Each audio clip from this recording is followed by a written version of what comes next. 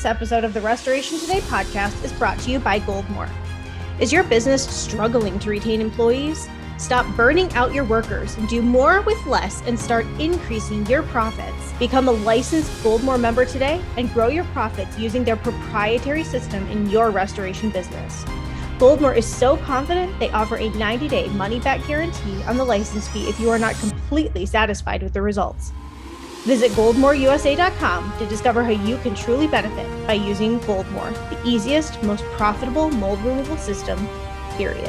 Hello there. Thanks for checking out this episode of the Restoration Today podcast. Today, I am very excited to be joined by Scott Whitaker, who is somebody that I met at the R1 convention in March recently. And he had a packed room for his breakout session that he did, like standing room only, out into the hall, because he has some great concepts that he is putting to work in his business that is helping him be really successful. So Scott is the owner of Restoration One of Spokane, Washington, and I am excited to have him here kind of talk about some of the things that he's doing in his business to find great success. So Scott, thank you very much for being here. I'm just going to toss it over to you and have you kind of share your background and how long you've been in restoration. Thanks, Michelle. I am in Spokane, Washington. I actually started out in the carpet cleaning industry back in 1996 down in Las Vegas. Started cleaning casinos, so large areas of carpet cleaning. Your face is funny. That's like dirty carpet. Painful, right? People don't move. You're actually wandering around while they're playing on the slots. It was painful. So, but it laid some groundwork, and I actually learned quite a bit in that realm of what not to do and how to do things right. And I still am a why person, and I broke off of that. I got in the automotive industry for about 10 years, and then during that time while I was in the automotive industry, I started my own carpet cleaning company. And being a why person, I started taking classes. Why am I doing what am I doing? Why am I using the chemistry I'm using? And couldn't really get a lot of the answers I wanted from people. It was very strange. People, when you go to buy product from a supply house, they're like, well, use this and use this. And why am I using these things? And they couldn't tell you a lot of times. So long story short, I started figuring out what worked and why. I got more into the commercial realm and only high-end residential. If I did residential, it was in high-end residential and very, very custom homes where I knew what I could charge. I knew what that person was looking for. They were very discriminative on what they wanted, and our ability to give them what they wanted was there. We knew why we were doing what we were doing. So I ended up selling that carpet cleaning business to my brother-in-law, believe it or not, who is still in Las Vegas he has a very successful carpet cleaning company, still doing a lot of the casinos and commercial. It's crazy. In my head, casino carpets are just never getting cleaned. Like they get cleaned constantly. Yeah. But they don't stay clean for more than, I know that you guys do great work, but anyway. That's why they get cleaned constantly. We have millions of people walking on carpet. So yeah. So my brother-in-law bought me out. And then I actually moved to Spokane from Las Vegas to get on the fire department. Okay. So I got on Spokane Valley Fire Department in 2007, right after my probationary period in 2008. I started another carpet cleaning company in Spokane. And so I had that while I was on the fire department for 10 years. And from 2008 to 2018, I owned Spokane Clean. We had 4 to 5 employees, did a lot of commercial, and again, stuck with some of the higher end residential. And then during that time, we passed up a ton of water damage because I don't play that way. If I don't know exactly what I'm doing and why, I don't play in that game. So I pushed a lot of that work off, and it was kind of funny. There was a lot of restorers that I would say, yeah, call this company. And they would actually call me back and say, hey, thanks for the referral. We'd like to take care of you for it. And I found that never happened. I found that I just was feeding work to people endlessly. And so in late 2016, I said, hey, you know what? I'm gonna jump into the water damage game. Yep. And I was still in the fire department, still had my carpet cleaning company. And so it was taking on a lot, and I knew it was taking on a lot, but I had no idea what was about to happen. And so we bought the R1 franchise for a reason. There's very good reasons. That's probably a whole nother podcast on why I chose what I chose. That will be one of my questions. That will be next, because you do have, I want to know why. There's a lot of options. So why? There is, yeah. So I'll get into that in just a minute. We were wanting to get into the restoration world. So we ended up buying in May of 2017, and we opened September 11th of 2017. From there, we started to grow rapidly. Our first year, we did $1 million in water damage mitigation. We did no fires. I kind of put blinders on strictly to water damage. Okay. We did $1 million in water damage, and then the next year we did 3.2 million, and then the next year 4.7, and then last year we did 6.7. And so it's been a rapid growth of, we bought 40 vehicles in 48 months. It was crazy. So really crazy. And I'm a firm believer that if you get really good at doing something, keep doing that without taking the blinders off. Yeah. And so that's what we did. We didn't try doing too many different things, different revenue streams. Now we have different revenue streams. I mean, we do the content side, the textiles, and we brought it all in house, but we waited quite a long time before we got into that. Same with fires. Even though we had people here that knew how to do them and wanted to do them, we said, no, let's stick with what we're doing and get really good at. I'd put my our water mitt team against any water mitt team in the country. I like that concept of not taking the blinders off if it's working. I'm adopting that. I've already had people ask me, and I've only owned this for 9 months. Like, what are you going to do now? I'm like, nothing. I'm going to stay. This is no. Okay. So, all right. Well, I actually want to go down the path of you would put your water techs against other water techs, because I know you're big on training, understanding the S500, understanding why and how to do this right. So where did you first get your training? When did you first start diving into the S500? It's kind of funny. In May of 2017, when I bought R1, I'd never been on a water well. I mean, I was a guy that understood carpet cleaning. Sure. And understood that if I put air movement across carpet, like we guaranteed our carpets to be very dry before leaving. So we actually used the higher end air movers, the big Studebakers that laid right on top of the carpet. And I understood creating a high pressure and drying across the surface if something draws moisture out. I understand that process. Yep. But I didn't do any water damage. I had no idea. And so I find myself trying to find very good people. And by doing so, they actually teach me. I make sure I'm not the smartest person in the room. Mm-hmm. I make sure that I drag information out of people that can teach me. And the first technician that I brought on was a very good water technician. Kind of funny, I had a small fire in my garage, literally like 2 weeks after I bought Restoration One. Wasn't open, didn't have any equipment, had this fire in my garage, and I was like, what in the world am I going to do? So another restoration company came out, and while these guys were there, I had 2 guys standing in my garage.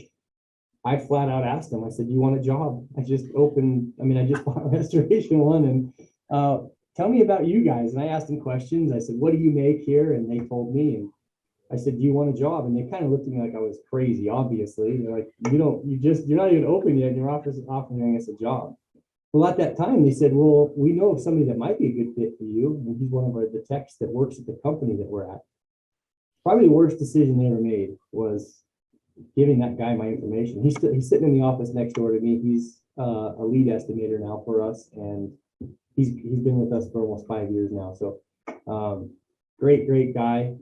I hired him in my driveway. My garage was full of equipment. That's where I was starting out. I was out of my garage. So he started that way, and I picked his brain. And he was like, yeah, we need to do this. We need to do this. We need to do this. And I just absorbed. And then I hired another guy that still works for me. He's now a project manager for the water mitt side. And same thing. He's like, we need to do this. We need to do this. We need to do this. And I absorbed that. And then I think the biggest thing I can say is I feel like I'm very good at hiring people, and then very good at supporting them. I try really hard not to micromanage them. They know what they need to get done. And my thing is giving them the support that they need to get their job done. And in doing that, next thing you know, there's other people from companies that they knew prior that are coming to get a job. When I need employees, we really don't have, we have an endless supply of people looking for work, where other companies are struggling. We support our staff so much that they love working here. And so it's not all about the pay. I mean, obviously we try and pay very competitively and have benefits and everything else, but the support and lack of micromanaging, I think, is a huge, huge aspect of it. So how do you train them on the proper way to dry and understanding the S500 and then using the S500? Well, we can get into that next, but using the S500 to create quotes, not estimates, but like scopes of work, like this is what we're doing and this is what we need to get paid to do the work.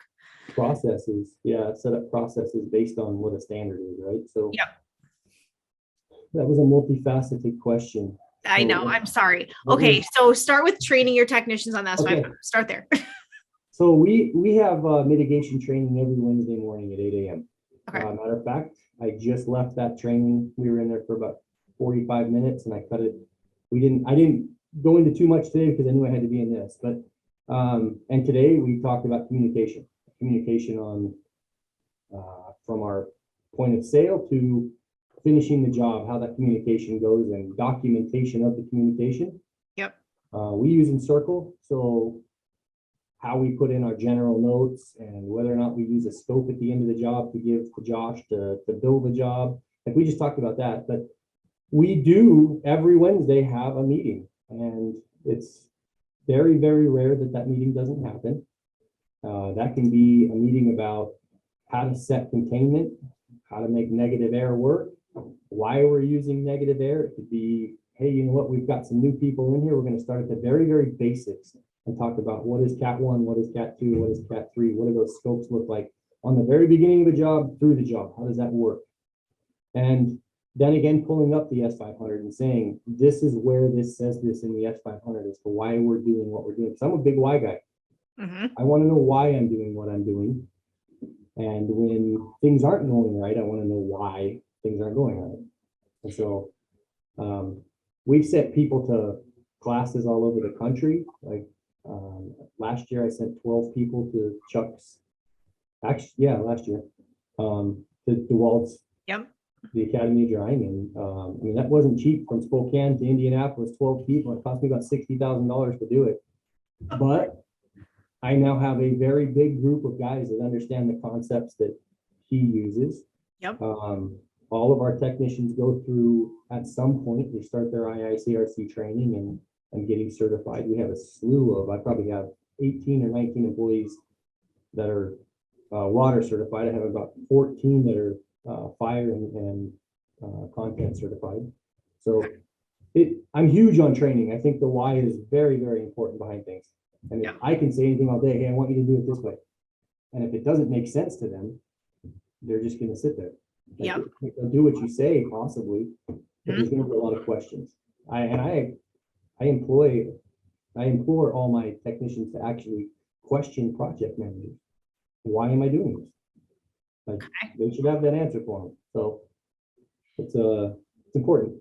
So can you give me an example of like how you've been able to use the S500 to go up against maybe an adjuster who's like, we're not covering that. We use it all the time. I know. So I want an example. So a matter of fact, I got a call yesterday from a State Farm adjuster. I'll leave his name out of it, but a State Farm adjuster called me yesterday to say, hey, just so you know, you're going to see a letter from State Farm that is now coming to all the claims, and it's saying we're only going to pay what's reasonable and standard or customary or whatever terms they put in their letter. And I said, so you sound like Liberty Mutual now. That's what they send on every one of them too. It is what it is. I don't have a contract with the insurance company. I have a contract with the homeowner, and I have a standard to work by. And so you guys decide what the policy covers. That's not up to me, right? I don't have that say. So, but during that conversation, he said, hey, I really want to thank you for adding in all of your F9 notes into exacting it because all of your F9 notes equate to where that line item would fit into the S500. And so if we use, well, let's say, I have the S500 sitting on this other screen. And so if we use an IEP, let's say, on a job, and we have that billing where we say, hey, you know what, we're going to bill for an IEP, and it's a bid item, right? And so we put this line item in that says industrial hygienist testing. The F9 note on it is actually section 10.6.7 preliminary determination, and it's pasted right below, which has all the information on why an IEP might be used. And we can actually highlight or bold the reasoning in that preliminary determination as to why we use the IEP. So as an example, that's a perfect example that's going right down the road. You kind of want it to go in this conversation is we do use IEPs. We use them pretty frequently, probably 5 to 10% of our losses get an IEP on them. And it's very clear in the S500 why. And the why behind an IEP is very, very clear. It is black and white. There's not even really a gray area. And so we put this in and we highlight the area of why we're putting them on that job. Case in point, I think all restorers have heard from an insurance company post billing, meaning after the loss, we've billed it. They send back an email and say, we see this as a category 2 loss, not a category 3. Yep. Right? Yep. So in a sense, the insurance company has driven this into our industry because homeowners or insureds are hiring a contractor that's certified to do the job to a certain standard. And then they're telling that contractor they're not doing the right job. And the person that's telling them that is not even certified to the level that the contractor is. And they're creating this gap between the insured and the contractor. And it's very interesting, actually, the dynamic where they try and insert themselves in the middle and they create this huge wedge between us. And what fixes that wedge is actually the S500. What fixes that wedge is our certification. And we say, this is the S500 that says why we did what we did. Please show us your documentation to say that we did something wrong. And all it is you'll always hear back is, well, that's not standard and custom. No, this is standard. This is the actual standard. The S500 is the standard. Yeah. So that's where you defend yourself is with the standard. And a lot of people don't even know what the standard says. They might get certified, but how many people have really read 180 pages of the standard and studied it and said, oh, this is where this lives? Our project managers carry the book in their truck, and if they have an adjuster that shows up and says, hey, why are you doing what you're doing? Well, give me just a second. They'll grab the S500 and flip to it and say, it's right here. This is why we're doing what we're doing. And it just shuts down things very quickly, which in turn, I got to say, you become not very popular. I went to a job yesterday. I was over in Wenatchee. We have a location 3 hours away. And I was over there yesterday. I was driving back. And we had an IEP report done in Moses Lake, which is literally right in the middle of Wenatchee and Spokane. Okay. And I was driving by and the project manager was getting ready to deliver that IEP report. And he asked me a couple questions on it. So I said, hey, I'm driving through Moses Lake right now. Why don't I just stop and I'll do it with you for the customer? And he goes, that'd be cool. So I stopped. And one of the first things the homeowner said, keep in mind, I don't even have a location in Moses Lake. This is an hour and a half away from either one of my locations. Uh-oh. First thing she said to me is, we heard a lot about your company. And I go, oh, we don't market there?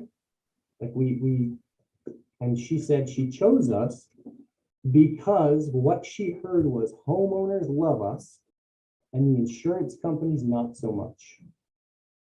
And I took that like, whoa, like, why would the insurance company not like me for doing everything I can to protect their insured? Yeah. And then I thought, well, I know why, because it costs money. It costs money. This report costs money. And the fact that your house has, that she had E. coli and coliform throughout the house. They set air movement on a Cat 3 loss, not knowing. Oh. They tried to dry it themselves. And so it cross-contaminated the house. Well, that's what the report proved, is that more work needed to be done to clean the house back to pre-loss condition. And so That's what we use IEP reports for, is to make sure that the liability goes away. That's why they hired a professional mitigation company, right? Yep. Make sure that the liability is on me and now on an industrial hygienist to say, hey, this property is clean now. Nobody's going to get sick in here anymore. Mm-hmm. So there's a big, long, roundabout way to answer your question is how we use the S500 to produce facts behind why we do what we do. I'm curious how,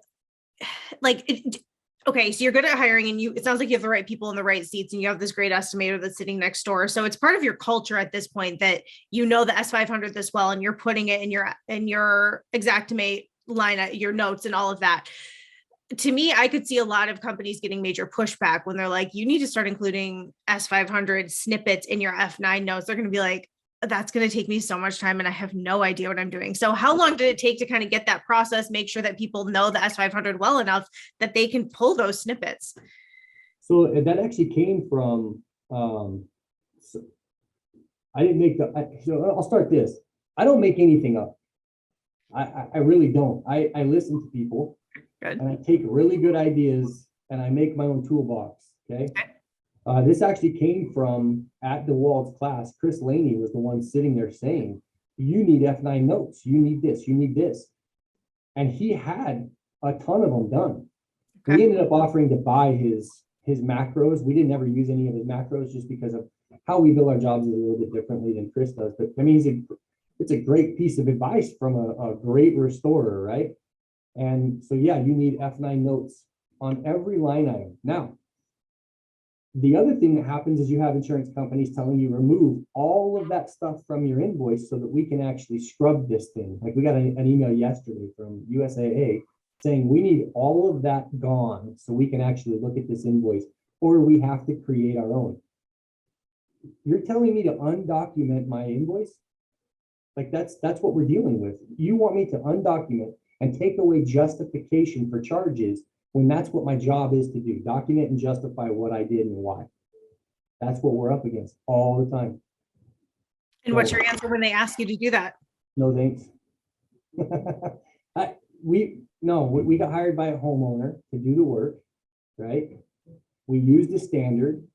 We used a billing that is the standard in this industry, which is Xactimate. And we justified our Xactimate line items with documented pictures and the S500 notes. I'm not going to undo that. Would be like taking all the pictures away from my job. Yeah. Did you want me to do that too? And then I just give you an Xactimate of, yeah. So it's crazy what we hear. It just, they want things to be easier for them. I get it. We tried making it easier for you. And that's why we gave you the justification of the charge.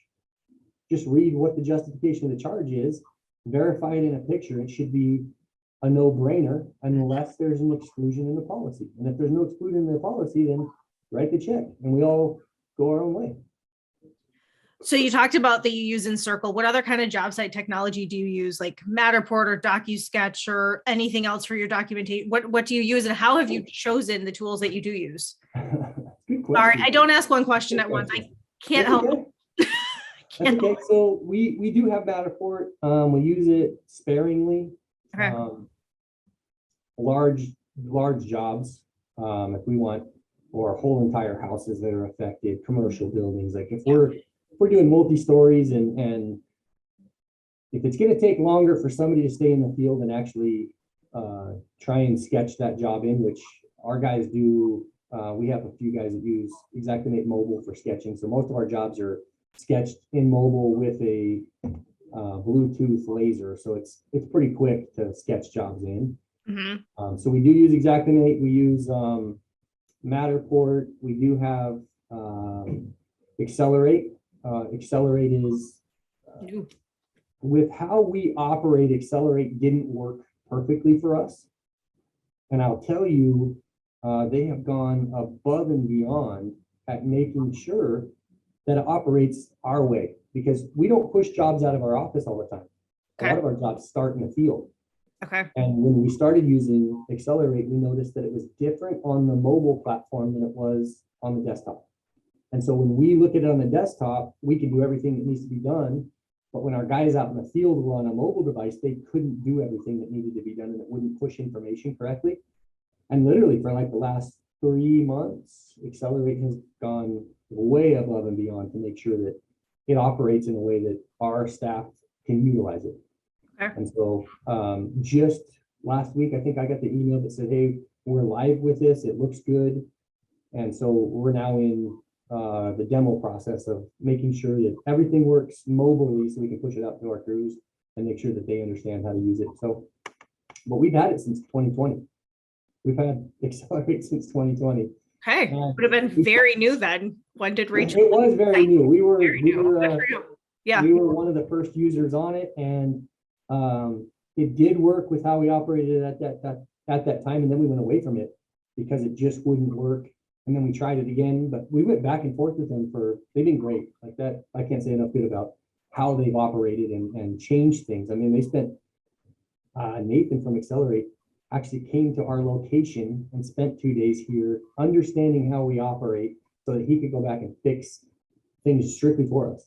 So that's amazing. Cool. That's a pretty cool company. So pretty neat. Yeah. So we use Accelerate. We use that's really it as far as technology goes, I would think. I don't know if any other. How do you organize your photos? What do you use to organize your photos? Oh, in Circle. Okay. And are they just taking them on like their iPhone or iPad and they're just getting organized within them? Okay. Yep. So they build rooms just the way in Circle is. And then we even use in Circle for all of our all contents jobs too, and textiles. Okay. So, how did you set up your contents department? What was that process? How long have you been doing it in-house? Well, we very kind of a crazy thing. We didn't really do a lot of contents elsewhere. Like we didn't push contents elsewhere. Yep. We had a building right next door that was 5,000 square feet. We knew we wanted to get that revenue stream going. Like I said, we put blinders on for the first 2.5 years. And then in like February of 2020, I was like, hey, we need to start doing some contents work. And I was focusing on that a little bit, and it just happened to be that this commercial realtor, walked in our door next door and said, hey, we have this building coming available next door. It's 10,000 feet if you'd like to see it. And before he even got the words out of his mouth, I was already halfway standing up like, are you kidding me? I was just talking about this. And so I walked next door and took a look at the building we're in now. And it was perfect. Got 28-foot ceilings, big, wide open, 10,000 square foot area. I was like, oh, I could stack vaults in this thing. Like, this is cool. I was so excited. And so we pulled the trigger on leasing the building that would have it, and then started buying the vaults. Mm-hmm. And then realized, no, we need some content work. That would be good. Yep. I'm just kidding. We had the ability to get content work, but you don't understand how much work you walk over until you know how to do the work. Yep. It's really, really weird. I try and tell a lot of other owners, if you have water losses, you have content work. If you don't need the fires. A lot of them think, oh, you need a fire to do content work. We do very little fires. Like we maybe do 10 to 12 fires a year, if that. And we don't do a ton. I mean, I got 208 vaults out there that normally it sits at about 175 vaults are full. And it's all on contents from almost all watermen. Yeah. I'm working on a case study right now from Australia where there was a company that cleaned like 100,000 books affected by mold from a library, like in an automated system somehow. I just started, but I think that would be crazy. An interesting one. Yes. Okay. So I want to go back to there's a lot that I want to talk to you about. All right. Yeah. I know. I got all day, Michelle. All right. So we talked about IEPs a little bit. So what value have you found in bringing them into jobs and how that can change the scope of work and how much the bill is to make sure that you're really getting paid to do the amount of work that it will take, like the home you were talking about, now the entire house is affected. Right. So I want people to understand one thing. First off, I don't care about the bill.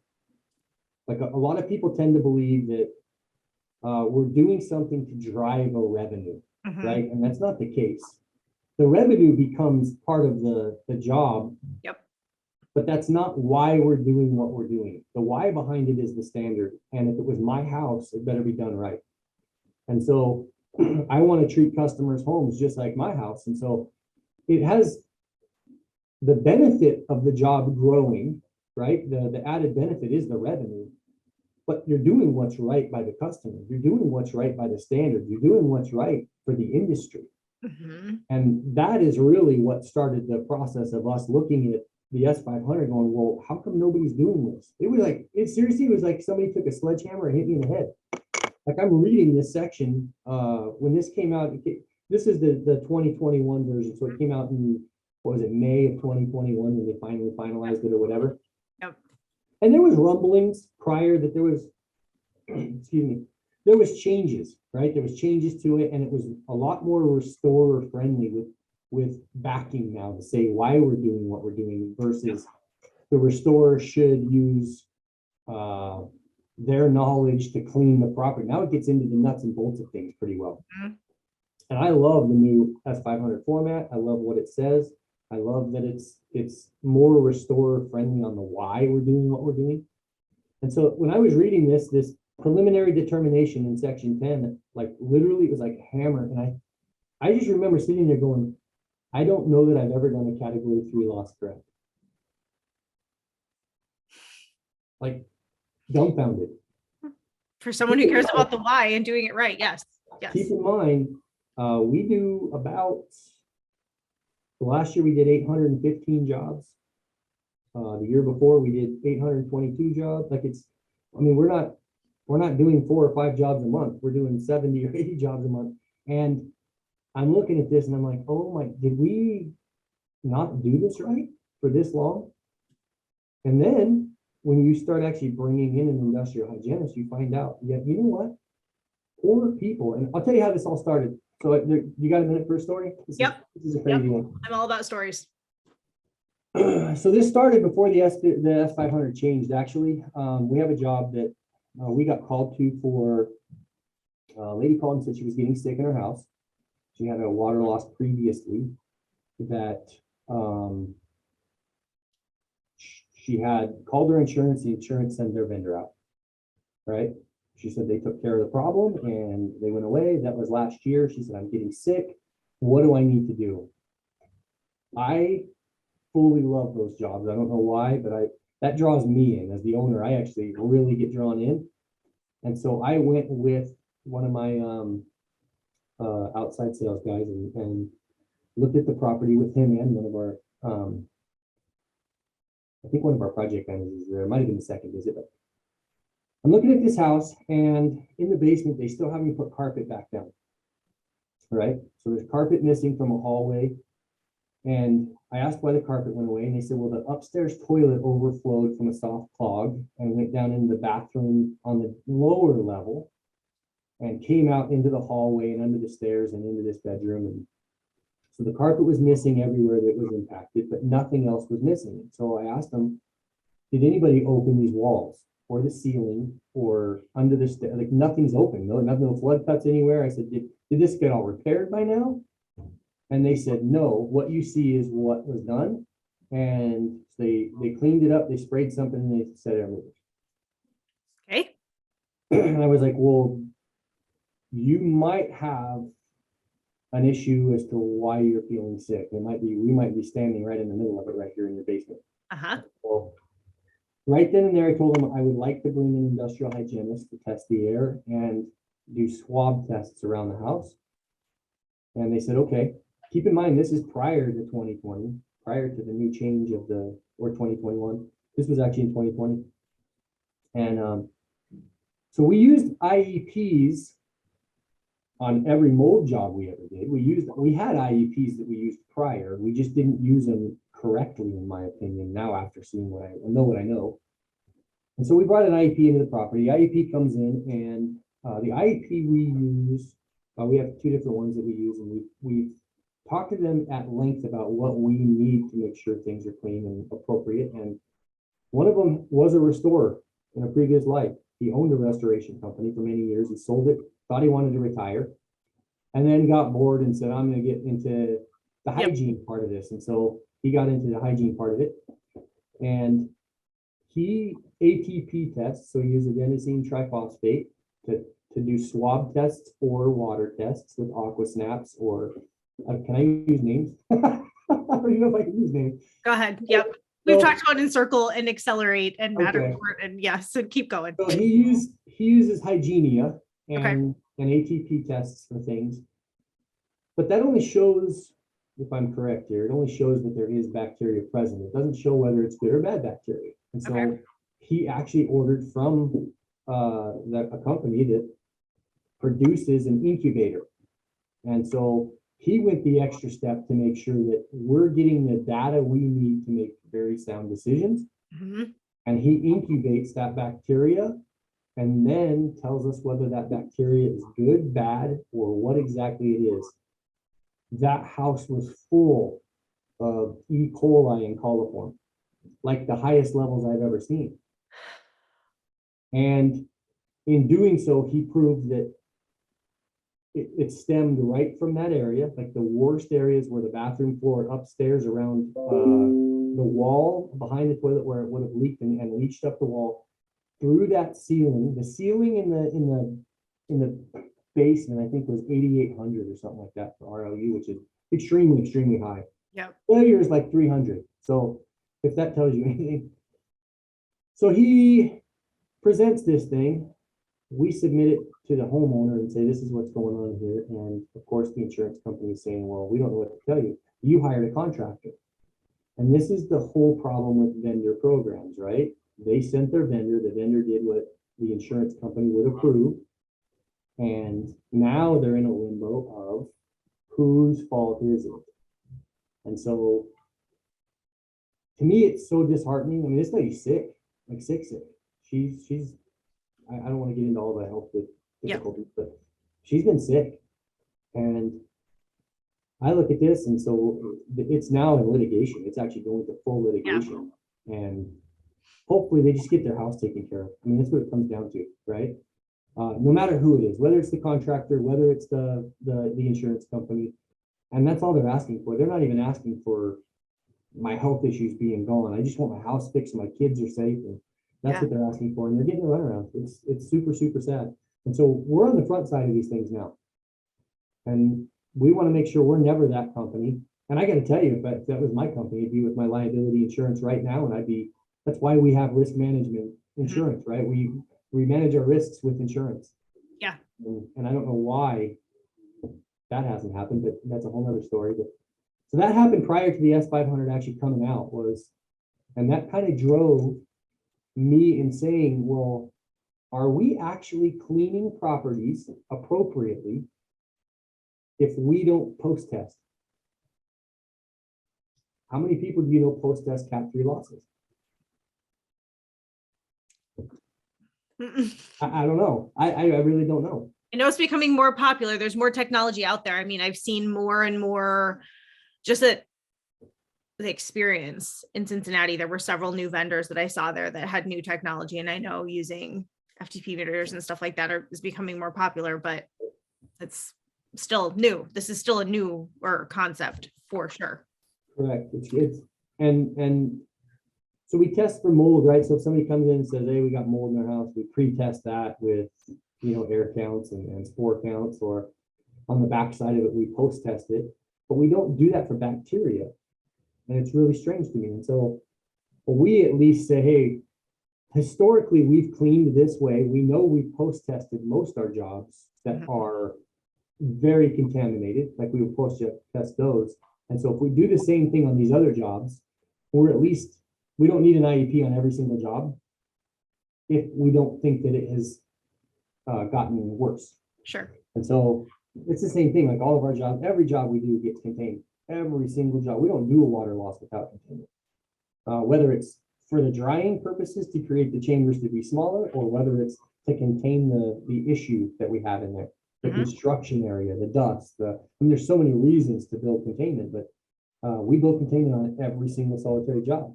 And so, I don't know, there's a lot to that one. There's a lot to the why we do what we do. Every aspect of the job has a why.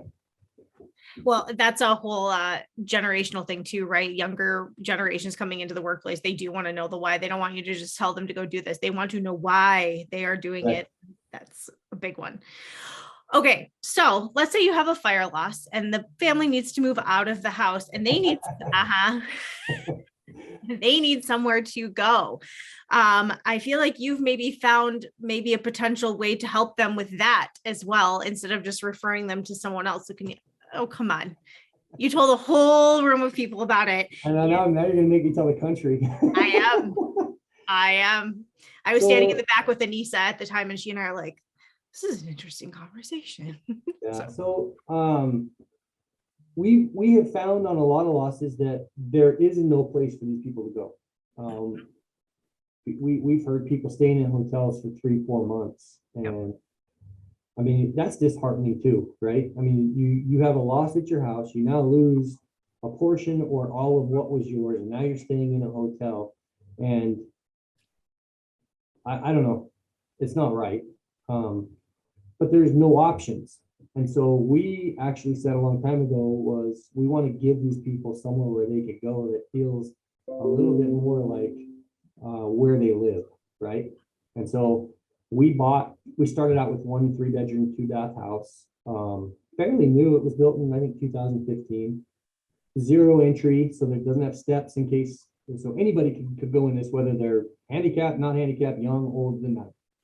So there were certain parameters when we were looking for these places that we wanted to live in. It had to have a fence yard, had to have grass for animals, so they could have their pets in the backyard if they wanted them there. So we bought a house, and we it sat for 5 months, and we outfitted everything in it like it was perfect. And it sat for 5 months, and I'm like, well, eventually someone's going to need this property, right? And hope so. It happened. We actually talked to other restoration companies, and obviously there's other restoration companies. They're like, we won't call in for nothing, right? And that's okay, but isn't it about the customer? Like, this isn't about you and I. This is about taking care of your customer. And I'd call another company if it was going to take care of my customer all day long, right? Mm-hmm. And I think there's a problem in our industry with competitors butting heads instead of trying to help each other. Mm-hmm. And I think people would find out that other companies would gain a lot from each other if they would actually extend the hand and take the hand that's being extended to them. A lot of us have equipment that, I mean, I probably have 150 air movers that I could rent at any time. Like, they just sit here. Mm-hmm. And so same thing with DUs, probably 30 to 40 DUs that I could push out my door at any day to help another company if we needed to. And so, but they won't take me up on it for some reason. They're the big bad wolf, right? And so we created this house. It sat. We ended up asking other companies if they needed it. They didn't need it. Well, we ended up getting a fire and we put somebody in it. And that was last August that they moved into it. The fire was in August. They actually moved in, I think, September 7th was when they moved into it. They just extended again. The reconstruction company still has not finished their project. They just extended again through May. And so they're almost a full year of needing this place. And we bought a second one during that time and did the same thing. And we have a customer that had a major loss to their house for water and tore out their whole kitchen and everything else. And so they're in, and I thought they were only going to be in it for 2 months. But again, reconstruction is so backed up right now that they just extended again. And now, I mean, they'll end up being in there for 5-6 months. And I look at that as, man, could you imagine if these people were in a hotel and it just had to keep extending a hotel, thinking that this was only going to be a month? You know what I mean? Oh, especially with kids, that would, no. So yes, we have 2 houses. They're occupied right now, and we deal quite a bit with ALE Solutions. That's a company that does, they look for places to put people, and they've been great. They're the ones that booked both of these houses for who we're using now. Plus, we had a lady that didn't want to leave her house, didn't want to leave her property. She had animals. She was a little bit elderly, not terribly elderly. I mean, fully mobile, probably 68, 70 years old. I would put her in that realm. And so we asked her, do you want to stay on your property? We can bring a travel trailer out that slides out. It's pretty big. And she's like, I would love to see it. So I took pictures of it and took it over to her. And she said, I would love that here. And I said, well, let's get in touch with your insurance company and make sure that we'll let us set it up. And so we rented a travel trailer for her for 7 months. And it was through winter, like cold winter. And we had 6-degree days. And I mean, we had to insulate the whole bottom of it, put heat underneath it so nothing froze, wrap pipes. And I mean, it was a setup, but it kept her on her property. She was able to take care of her property, her animals. And I think that's what the industry needs to do, is take care of who's hiring you. Yep. Whether it be the loss, whether it be trying to find them housing and where they can live.